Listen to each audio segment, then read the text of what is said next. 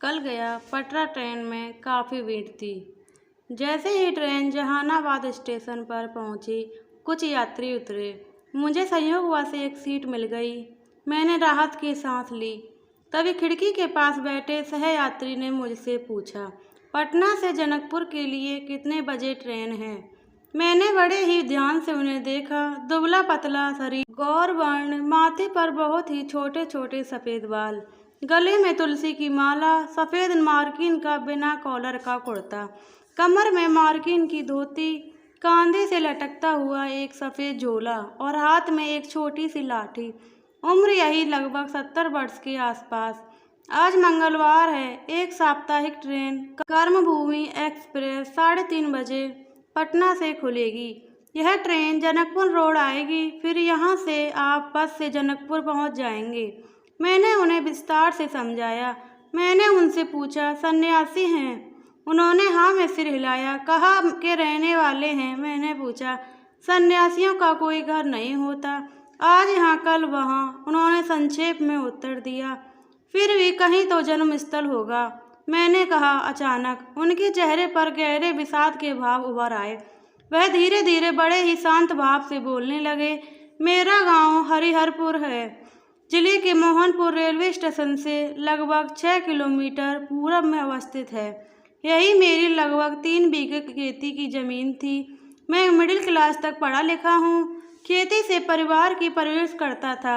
मैं अपने पिता का इकलौता संतान था। मुझे भी एक लड़का है, पढ़ा लिखा नहीं, उल्टे कुसंगति में पढ़कर गंजीड़ी हो गया।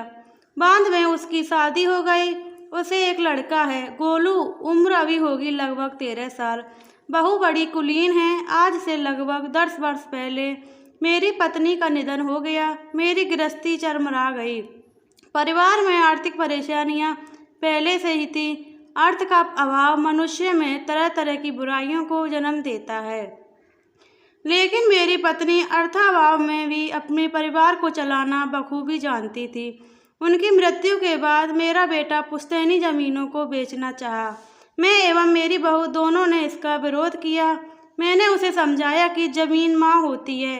जैसे माँ अपने बच्चों का लालन पालन करती है, ठीक उसी तरह धरती माँ पूरे परिवार को संकट की घड़ी में पालन करती है। कोई इंसान अपनी माँ को बेचता है क्या? लेकिन मेरा बेटा कहाँ मानने वाला था। कहते हैं ना, सारी दुनिया से जीतने वाला बाप अपनी औलाद से हार जाता है। घर में रोज की खिचखिच शुरू हो गई। एक दिन मेरे मन में वैराग्य का भाव पैदा हुआ। ख्याल आया कि मेरे जीवन का तीसरा पहर चल रहा है। हिंदू शास्त्रों के अनुसार मुझे वानप्रस्थ आश्रम में होना चाहिए था। आज से लगभग 8 वर्ष पहले एक रात्रि में मेरे मन में यह प्रभाव प्रबल हो उठा कि आज इस घर का त्याग कर ही देना है। खाट पर मेरे बगल में मेरा पोता गोलू सोया था। उस समय उसकी उम्र लगभग 8 साल की रही होगी। भादो महीना की अंधियारी काली रात थी। मैं खाट से नीचे उतरा।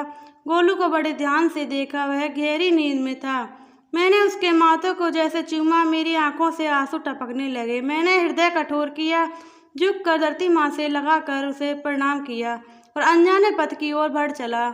इसी बीच मेरा कुत्ता शेरू जी भी खाट से नीचे सोया था, बाहर निकल आया और अपने दोनों पंजों को आगे बढ़ाकर अपने पूरे शरीर की इलास्टिक की तरह खींच लाया।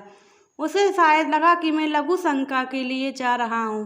वह अचानक मेरे आगे आ गया, मेरे कदमों को सूंघते हुए अपना दो मिलाते ही लिए जला जा रहा था। मैंने आकाश की ओर देखा जो काले मेघों से पूरी तरह आच्छादित थे। मेरे दोनों हाथ जोड़कर ईश्वर को मन ही मन प्रणाम किया। एक नए जीवन में प्रवेश हेतु इनको कृपा के लिए प्रार्थना की। मैंने अपने घर को देखा। आंखें एक फिर डबडबा गईं। हृदय पुनः एक बार फिर कठोर किया और तेजी से आगे की ओर कदम बढ़ा लिया। शेरू आगे आगे चल रहा था। हम दोनों खेतों की पगडंडियों से ही आगे बढ़ते गए। अब पाँव फटने वाला था। मैंने मोहनपुर स्टेशन पहुंच गया। सामने गया आ जाने वाली ट्रेन खड़ी थी। मैं लपक कर इस डिब्बे में चढ़ गया। शेरू कूकू करता हुआ डिब्बे में चढ़ने की कोशिश में असफल हो गया। उसको आंखों में बेबसी के आंसू साफ साफ दिखाई दे रहे थे। तब तक ट्रेन खुल गई थी। डिब्बे एक के बाद एक बार बार सड़कने लगे। शेरू भौंकते हुए मेरे डिब्बे के साथ साथ दौड़ने लगा। वह धीरे धीरे मेरी आंखों से दूर हो गया। और अंत में आंखों से ओझल हो गया। तब से मैं लगातार यहाँ वहाँ धर्मस्थलों का भ्रमण कर रहा हूँ। अब तक ट्रेन पटना जंक्शन पहुँच चुकी थी। हम दोनों जैसे ट्रेन से नीचे उतरे, अचानक कानों से आवाज़ उठी, कर्मभूमि एक्सप्रेस पर प्लेटफॉर्म नंबर 1 से थोड़ी देर में प्रस्थान करेगी। सन्यासी के चेहरे पर नया सी प्रसन्नता के भाव उभर आए। प्लेटफॉर्म नंबर 1 पर जाने के लिए जल्दी जल्दी ओवरब्रिज की सीढ़ियाँ चढ़ने लगे।